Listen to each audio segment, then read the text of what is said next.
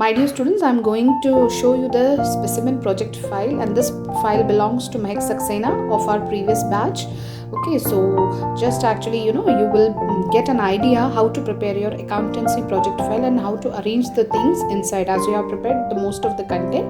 Okay, so therefore the cover page of the project, we will be keeping the cover page in the same way, the same manner like as it's been here. So but you can see in the cover page it's written accountancy project 2019-20 on accounting process and ratio analysis and cash flow statement. So instead of this, children, actually we will be preferring only two sections. So we will be using the heading as accountancy project on accounting process and ratio analysis.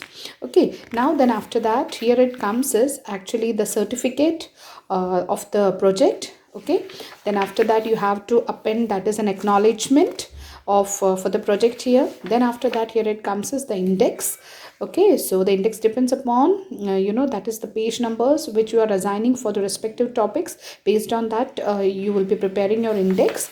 Okay, so therefore this index has been prepared by her. Now this is a section number 1, comprehensive problem. So children, this comprehensive problem section, as you know, that we have already completed in class 11th part, and this is what this particular comprehensive section deals here. And that this is a theory relating to the accounting process, that actually what she has mentioned here. Now it depends upon you, like actually how much theory that you wanted to keep it here. It should not be too scanty, nor it should not be too long as well, but it should contain all the necessary informations which is relating to the accounting process, like the various steps involved in the accounting process, like the journal, ledger, trial balance, and that is actually, and even the methods to prepare it like in a brief way. So therefore, like actually it will give you a clear cut picture of the entire whole accounting process. This is the format of the profit and loss account and the balance sheet, especially the horizontal form of the balance sheet, which you have studied in the class 11th. And you know that the modes of the preparation of the balance sheet till now, students, you are aware of the two forms of the balance sheet, the two ways and the two methods to prepare the balance sheet. One is the horizontal, another one here it comes is the vertical balance sheet. Okay, the vertical balance sheet is the one, as you know, that's what you have studied in class 12th, how to prepare it. Now it's a practical problem. Yeah, you can say it's a comprehensive problem on the accounting process, where actually she has taken up the transactions assuming a business organization. Okay, assuming a business unit, she has taken up few transactions, generally just picked up 30 transaction around. So therefore, out of these transactions, she had prepared the journal. You can see it here. That is, as you know, that this is the first step. Journal is the first step of the accounting process. That's what she has prepared here. And then after that, the next thing here it comes is, as you know, that after the journal we used to prepare the ledger. So she has prepared the ledger accounts for all the journal entries which she has already passed. And you can see that even she has given the interpretation of for the ledger accounts as well.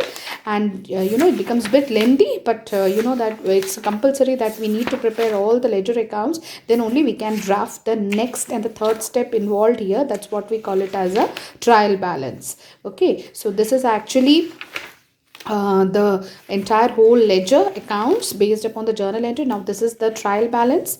Okay, that's what she prepared here. And then after the trial balance, that we can prepare the financial statement. So here it is the trading and the profit and loss account, and comes the balance sheet. So she had prepared the balance sheet from both the point of view, that is from the horizontal and as well as from the vertical. Okay, so from the horizontal format also, and she had prepared it, and as well as from the vertical format also. And that when we talk about a vertical form of the balance sheet, so definitely it includes what? Notes to account as well. That's what we have studied. And out of this vertical form of the balance sheet which she has prepared, and out of that she has even prepared the common size statement from the same question. So therefore, there's one question of the 30 transactions which we have used. Out of that, we are supposed to prepare till this much. That's what we can say, that till the financial statement. Second section is for the ratio analysis, children. And in this section, that is actually earlier you have to give some theory related to the ratios, what we have studied. The like what is the utility of the ratios, and actually why the ratios are required in case of any particular business organization, and all the formulas related to the ratios which we have already studied. Got it here? So therefore, if you'll see, there are 15 ratios as per syllabus, as per the class 12 syllabus. And this brief format format, or what we can say that the brief formulas and its description, that's what she mentioned over here. Now it's actually she had taken up the annual report of one company, and and moreover she has appended a case study to it as well. So you can see she has taken up the Reliance Industries Limited. She has chosen Reliance Industries annual report for the analysis and its research based upon that. Okay, so you can see it here in case of the Reliance Industries. So how beautifully that is actually she has prepared the case study, and here she has given the brief information about the Reliance Group, and she posted actually the important pics relating to the board of directors and about the range of the product it deals. Here you can see it here. This is the pic of the eminent board of directors of the Reliance Group, and there actually the name and the details briefly presented by Mehak. That's what you can see it here. And next is the range of the products. Actually, range of the products means the various segments into which the Reliance Industries deals with. That has been mentioned here clearly, beautifully. It has been exemplified here. Okay, now the next after that, this is the top stories of that is the new headlines that you can see it here, into which the popular, that is the news information about the Reliance. That's what you can see it here, which it has been flashed in the newspapers. So she has pasted up the cuttings of this particular that is the newspaper clippings to based upon this very particular company. Next is the annual report, that she has taken it from the company's annual report. So that the annual report is a detailed version. Out of that you need to take up only the balance sheet and the statement of the profit and loss account, not much from that. Okay, and based upon this annual report she has calculated the ratios. So based upon that is the figures which was clearly given in the annual report, based upon that she has calculated the various ratios which she can calculate it easily. So first she calculated a current ratio and a graphical interpretation for that also she has given here. You can find it here. Then she calculated total assets to debt ratio. So therefore a graphical representation relating to this she has used. Actually that is a computer for the purpose of calculation, for the purpose of the preparation of the graph. Instead of that, children, if you want, actually you can make this graphs manually also, because you know how to prepare this graphs using the data as well. Okay, it's depend upon you, but actually if you are using Word as a tool or Excel as a tool to prepare it, so your work will get easy. That is the thing which was expected. Okay, so after calculating the ratios for the consecutive 2 years which is given in the annual report, the interpretation needs to be given. So you can see after every ratios just below here that she has mentioned here, that's what we can see it here, that is the interpretation, like what you can interpret about the company's this very particular ratio, and what you can give your interpretation and your feedback relating to the performance of the company. So hence this way she has calculated all the ratios and has given its interpretation and as well as the graphical representation as well.